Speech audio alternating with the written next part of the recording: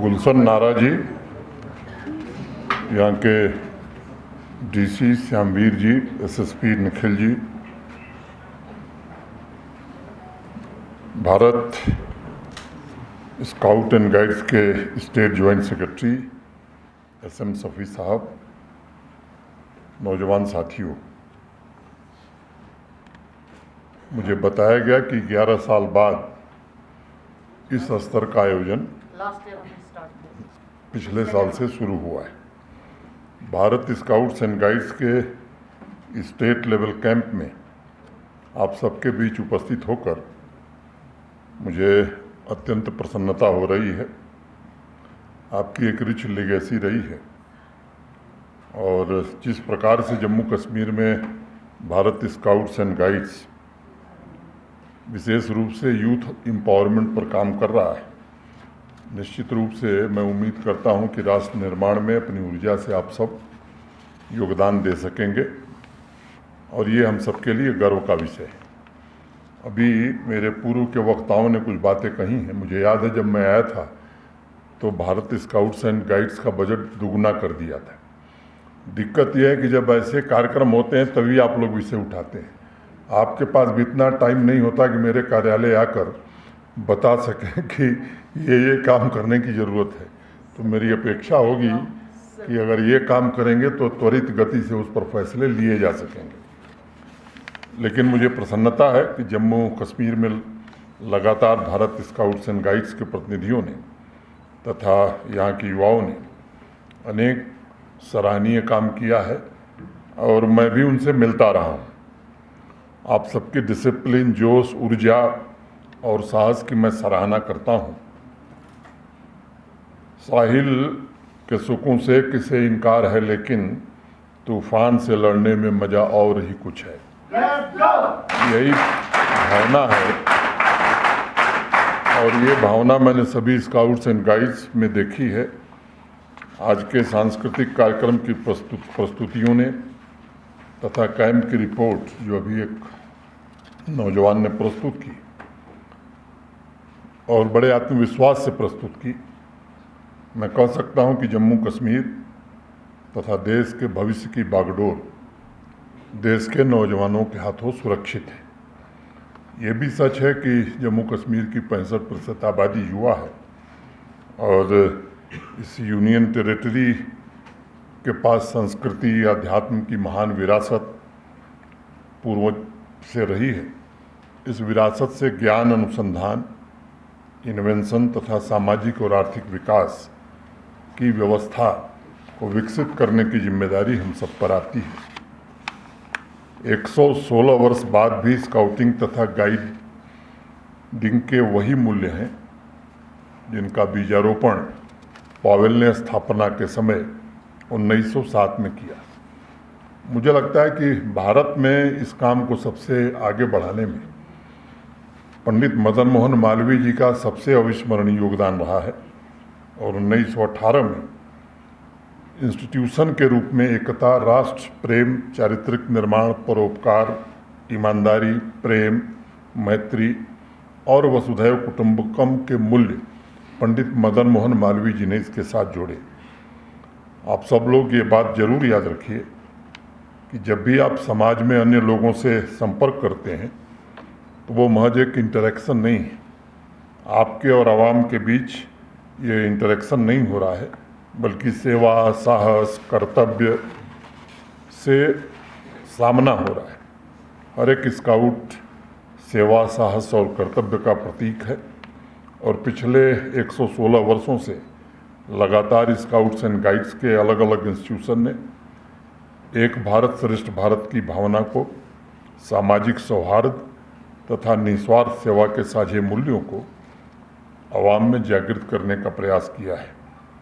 अनेक बार लोग सवाल करते हैं कि what is youth power and how it helps the mission of scouts and guides.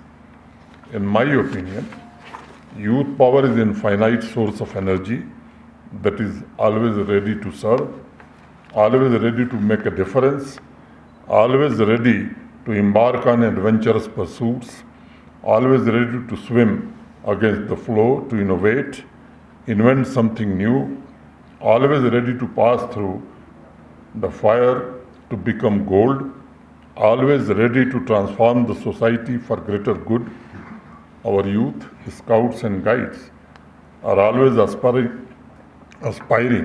to give birth of new consciousness to the society so that no one is left behind in the journey of development and prosperity.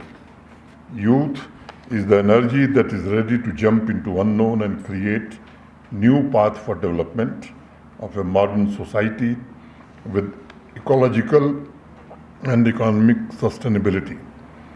और मैं इस बात को मानता हूँ कि scouts की साहसपूर्ण खोज अपने लिए नहीं होती है, बल्कि वह समाज के समृद्ध भविष्य के लिए नए रास्ते तलाश करती है। अनेक अवसरों पर कोविड के दौरान भी मैंने देखा, पिछली बार जब श्री अमरनाथ जी यात्रा हो रही थी तब भी मैंने महसूस किया, अभी खीर भवानी मंदिर में जो आयोजन था, आपने जो सराहनीय काम किया, जम्मू कश्मीर प्रशासन इसकी दिल से सराहना करता है। अब आप देखें 1953 में एडमंड हिलेरी और तेंजिंग नार्गे ने जब एवरेस्ट की चोटी पर फतह की तो इंसान का दुर्गम चोटियों पर विजय करने का वो कोई पहला अभियान नहीं था। युवा जोश, जज्बा, साहस, चेतना लगातार कोशिश कर रही थी 1921 से, और उस अनजान चुनौती को हासिल करने के अनेक प्रयास हुए जिस पर इंसान नहीं पहुंच पा रहा था। एवरेस्ट अभियान में इंसान की पहली सफलता 32 साल बाद यानी 1953 में मिली, और आप गौर करिए कि 32 सालों तक बिना धैर्य खोए युवा चेतना ये कोशिश कर रही थी। ये नौजवानों का साहस है जो अनजान रास्तों की खोज करना चाहता है ताकि भविष्य में समाज को उन रास्तों पर चलने की व्यवस्था तैयार की जा सके। और इस तरह के कैंप आपको अवसर देता है, आपके अंदर की क्षमता आप महसूस कर सकें, आपके अंदर जो टैलेंट है, हिडन ट्रेजर जो है, उसकी आप खोज कर सकें, नए स्किल डेवलप कर सकें, ताकि यूथ पावर जम्मू कश्मीर को ट्रांसफॉर्म करने में अपना योगदान दे सके। पिछले महीने श्रीनगर में आप सबने देखा भी G20 की मीटिंग आयोजित की गई थी, और मैं कह सकता हूँ आज कि कश्मीर के नौजवानों के एस्पिरेशंस को आज मैं देख रहा हूँ कि वो ग्लोबल एस्पिरेशंस से जुड़ गई। 20 दिन बाद भी, G20 मीटिंग के 20 दिन बाद भी आज भी अगर आप नज़र दौड़ाएंगे तो अलग अलग तरह का उत्साह नौजवानों में दिख रहा है। कुछ दिन पहले मैं सोशल मीडिया पर कुछ वीडियोस देख रहा था, कुछ बच्चे बच्चियां पेंटिंग कर रहे थे, कुछ पोलो व्यू मार्केट में म्यूजिक के कार्यक्रम में शिरकत कर रहे थे। यानी एक ऐसा वातावरण तैयार हुआ है जिसमें हर एक नौजवान अपने टैलेंट को आवाम के सामने रखना चाहता है, वह अपनी इंडिविजुअलिटी को प्राप्त करना चाहता है। इस मॉडर्न और विकसित वातावरण को तैयार करने के लिए मैं भारत के सम्माननीय प्रधानमंत्री श्रीमान नरेंद्र मोदी जी के मार्गदर्शन में पिछले 4 वर्षों में अनवरत जो प्रयास किए गए हैं, मुख्य कारक मानता हूँ। नए संसाधन जुटाए गए, अब हमारा नौजवान big data, artificial intelligence, robotics, 3D printing जैसे स्किल्स सीख कर ग्लोबल कंपटीशन के अनुकूल बन सका है। अभी सिविल सर्विसेज की जो परीक्षाएं हुई उसमें भी देखिए तो जम्मू कश्मीर की परफॉर्मेंस पहले की तुलना में काफ़ी बेहतर हुई। मोटे तौर पर 16-17 नौजवान अब जम्मू कश्मीर से इस वर्ष सिविल सर्विसेज की परीक्षा में आए। हर नेक्स्ट डे नया स्टार्टअप जम्मू कश्मीर में आ रहा है, और अनेक नौजवान अब अपना खुद का ऐसा काम कर रहे हैं जहां लोगों को रोज़गार मिल रहा है। और मुझे बताते हुए प्रसन्नता है कि हमारी बहनें इस फील्ड में सबसे आगे बढ़ कर के काम कर रही हैं। ये सच है कि सभी एस्पिरेशंस को पूरा करने के लिए सामाजिक परिवर्तन और सतत विकास की आवश्यकता होती है। यह लक्ष्य आपके माध्यम से ही पूरा हो सकता है। आप देखें तो आज नॉलेज इकानमी की बड़ी चर्चा देश में, दुनिया में हो रही है। एक समय था जब इसी के भारत की जो इकॉनमी है उसका कंट्रीब्यूशन दुनिया की GDP में लगभग 25% था। और कोई कारण नहीं था।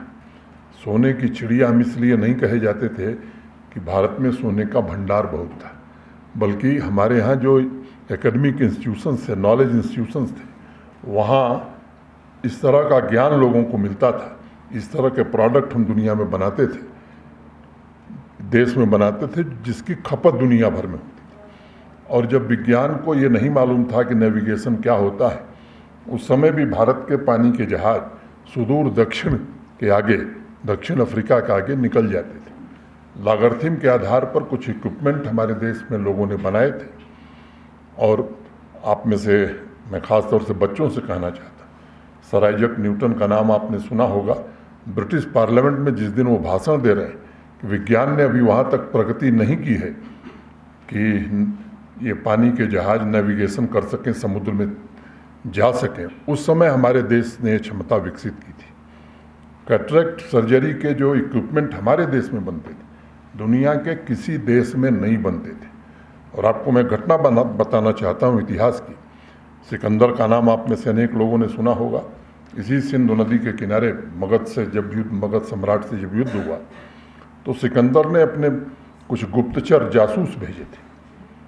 गुप्तचर आए, पता किया और जा करके उनको बताते हैं सिकंदर को कि वहाँ मगध की सेना इतनी तैयारी में है कि उनसे युद्ध करना बड़ा मुश्किल है।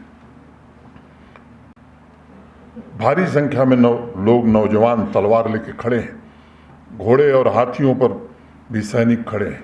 सिकंदर वापस लौट जाता है और तब उसकी भेंट होती है पोरस से, पुरुराज से। और पुरुराज माने पोरस और सिकंदर की दोस्ती का जो सबसे बड़ा राज है, पोरस ने सिकंदर को वो स्टील दिया जिससे तलवार दुनिया की सबसे अच्छी तलवार बनती थी।